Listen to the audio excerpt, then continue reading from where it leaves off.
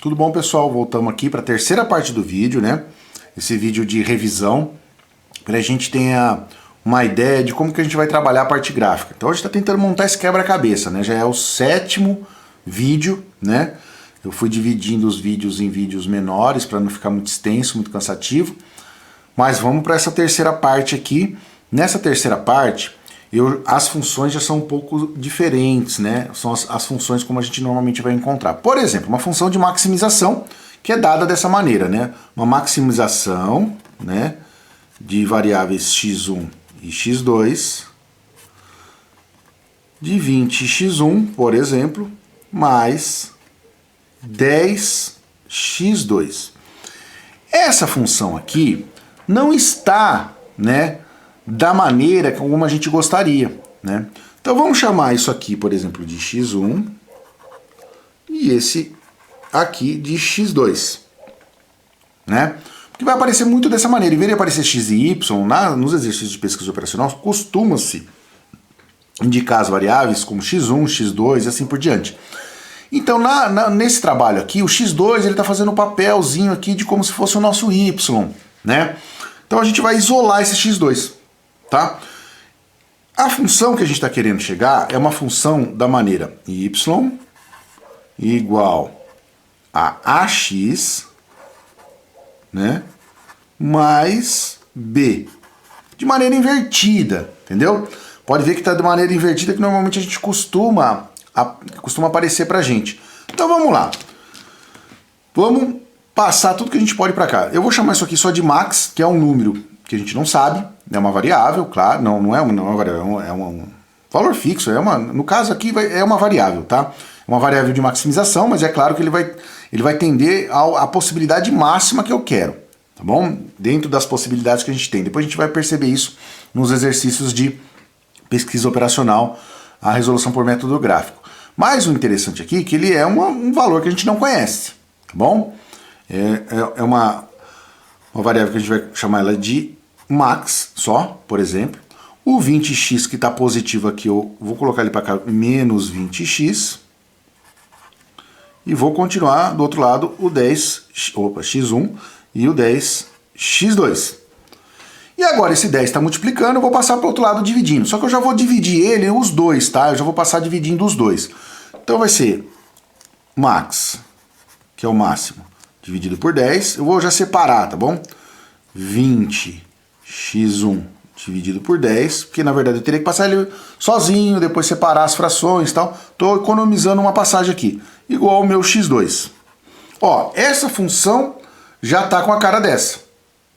Esse max 10 aqui, max dividido por 10, é o meu b. Então não dá para saber aonde aqui na minha abscissa eu vou passar com essa função. E o 20 dividido por 10 x1 é o meu a. O menos, né? Menos 20 dividido por 10 x1 é o meu a. Certo? Então, só que eu vou dividir aqui é possível dividir, né? Então eu vou só melhorar aqui a questão. Max dividido por 10 é menos 20 dividido por 10 dá 2, 2x1, que é igual a x2. Ou seja, quem é o meu a aqui? Né?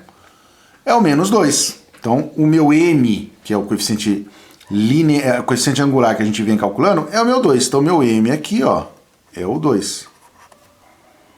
Então, quanto que é o ângulo de inclinação dessa reta?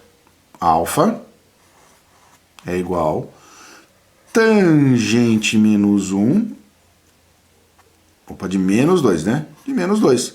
Quanto que vai ser o meu alfa? Vamos ver na calculadora, né?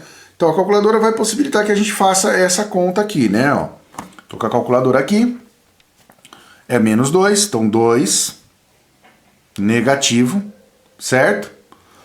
Shift, que é onde eu aperto para usar a parte de cima da tecla, né?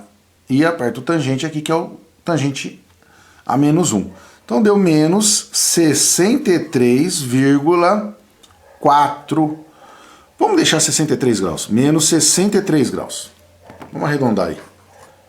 Menos 63 graus. Esse é o meu ângulo de inclinação dessa reta. O ângulo, como eu falo, deu negativo, né? Então a gente conta da maneira horária. Se der positivo, a gente começa a contar ele da maneira anti-horária. Então daqui para cá, se for positivo, daqui para cá, se for negativo. Então vamos pensar, né, que 45 graus está aqui mais ou menos, 90 graus está aqui mais ou menos, e 63 graus está aproximadamente aqui, ó, né? O menos 63 graus aqui. O que eu tenho que entender? Que eu quero o máximo possível dessa reta. Então, dentro de um conjunto de possibilidades, eu vou querer ir com essa reta o máximo possível.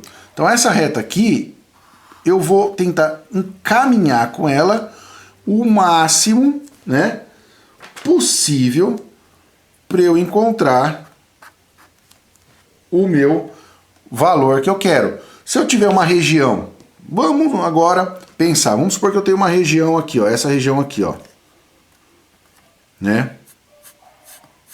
Esse quadradinho aqui, ó, seria a minha região de possibilidades. Então eu vou pegar essa reta aqui, ó, e vou tentar ir ao máximo com ela até ela não conseguir mais ir sem sair do quadradinho. Então aqui seria essa maximização nessa região que eu tenho. Ela passaria ponto máximo que eu consigo com essa inclinação. Tudo que eu fizer para cá, né, eu vou estar dentro da minha região marcada, né? Para cá eu saio, né? Mas saio no valor mínimo. Então eu quero ir o máximo, máximo, máximo, máximo, até não sair, ó. O máximo que eu consigo é aqui, certo? Sem sair da minha região de possibilidades. Então a gente vai entender essa região de possibilidades, o conjunto de possibilidades de uma pesquisa operacional, por exemplo, né? Onde tem várias inequações que delimitam, né, uma região dentro do plano. A gente vai tentar ir com essa função o máximo possível. No caso aí a gente foi até o máximo que a gente conseguiu dessa regiãozinha que eu marquei. Vamos pensar num outro exemplo aqui, né?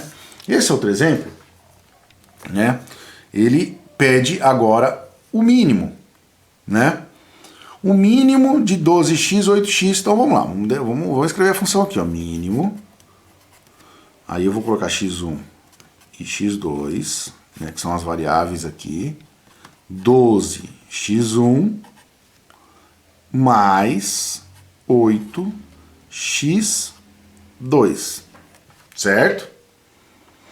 Vamos fazer a transformação dela para que ela chegue numa coisa parecida, como eu disse para vocês, àquela função lá, y igual a x mais b. Vamos ver o que eu consigo fazer para chegar perto dessa função aqui embaixo, aqui, onde o meu a é o coeficiente angular que eu quero. É ele que eu quero. Então vamos começar a isolar. Lembra que eu falei para vocês, né? O x1 aqui está mais ou menos no gráfico como se fosse o meu x, e o meu x2 está na posição do gráfico aqui como a gente representava o y lá, né? Então vamos isolar. Então vou chamar isso aqui só de mínimo. Mínimo menos 12x1. Passei o x1, o 12x1 para cá negativo, igual a 8x2. Eu quero deixar o x2 sozinho, porque ele que é meu y, né? Ele que está no lugar do meu y aqui. Então, mínimo. O 8, que tá multiplicando aqui, vai passar dividindo. Lembra que eu fiz da outra vez, né? Eu já fiz separado aqui, tá? Não passei de uma vez só. Depois separei as frações, igual a x2. E isso daqui já está na mesma posição, mas dá para eu simplificar isso aqui, ó, 12 por 8 dá para eu simplificar. Então, mínimo 8. Se eu simplificar em cima e embaixo por 2, vai ficar 6 e 4. Ainda dá para simplificar por 2, dá 3 e 2. Então, na verdade, é como se eu simplificasse em cima e embaixo por 4, né? 12 dividido por 4 dá 3. E embaixo 8 dividido por 4 dá 2. x2. Ou seja, quem é meu m aí? Né? Quem é meu m? Né? Meu m é o a aqui dessa função aqui embaixo, é o menos 3 sobre 2. Então, meu m é menos 3 sobre 2. Então, vamos, ou, né, se eu quiser dividir, menos 1,5. Menos 1,5, né? Então é esse número ou esse número que a gente vai trabalhar aqui na nossa tangente. Então meu alfa vai ser igual tangente a menos 1 ao arco tangente do meu m de menos 3 sobre 2 ou menos 1,5. Aí vocês que decidem o que vocês querem. Vamos calcular então aqui, usando novamente a calculadora. A calculadora está aqui, né? Vamos apagar aí a última conta que nós fizemos. 3 dividido por 2, tá lá, 1,5. Aperto mais menos aqui para ficar negativo, menos 1,5. Shift, para usar a segunda função do botão, tangente. Meu ângulo deu menos 56,3 graus. Vamos aproximar para 56 graus aqui, ó. Aproximadamente 56 graus. É isso que eu quero, né? É isso que eu quero para entender ou para determinar a inclinação da minha reta. Certo? Então eu descobri que é um ângulo de 56 graus. Ele está muito próximo, né, de uma inclinação de 45 graus. Um pouquinho coisa maior, ó. Vamos pensar que 45 graus está aqui, ó. Né? 45 graus está cortando aqui o quadradinho no meio, ó. Então eu vou aumentar um pouquinho só esse ângulo. E vou colocar aqui, ó. E vou colocar aqui, ó.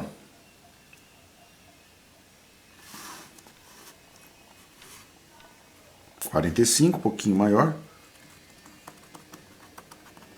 Lembra que eu estou trabalhando com o número do ângulo negativo, ó. Então eu estou usando o lado de cá da inclinação. Menos 56 graus. Ah, mas eu quero usar o ângulo de lá. Faz o suplementar como eu ensinei para vocês, né? Quanto que falta, esse 56 aqui, quanto que falta para completar 180? Aí é o ângulo que nós temos do outro lado aqui. Mas não importa pra gente aqui para o que a gente quer, tá bom? Então eu tenho esse ângulo de 56 graus. Supondo que eu tenho uma outra região aqui, ó. Essa região aqui, ó, que é a minha região de possibilidades. Vamos supor. É uma região aqui inventada nesse momento. Se eu estou falando do mínimo, o mínimo é andar com a função para lá, o mínimo que eu conseguir, até o mínimo que eu conseguir, sem sair da minha área de possibilidades. Então eu vou andando com a função, vou andando, né? Vou andando, o mínimo que eu conseguir aqui, ó. Esse é o mínimo que eu consigo sem sair da minha área de possibilidades. Então, no caso, aqui, se a gente estivesse fazendo uma minimização de um exercício em pesquisa operacional, essa fosse a área de possibilidades, da região de possibilidades que a minha pesquisa operacional, aquele problema me permite ter, eu vou com essa função até o mínimo possível aqui, enquanto que esse ponto aqui é o mais interessante para mim. Entendeu? Esse é o ponto que essa função, ela quase sai dessa região, mas não sai. Certo? Só espero que a gente tenha, né, conseguido aí esclarecer um pouquinho mais, né, principalmente sobre coeficiente linear e essa questão de máximo e mínimo aqui vai ser bastante importante. Máximo e mínimo não é máximo e mínimo de funções de segundo grau, é um máximo e mínimo em relação à variação da minha função afim aí, né? E aí a gente depois vai entender melhor a aplicação disso num exercício de pesquisa operacional, tá bom, pessoal? Obrigado, até a próxima.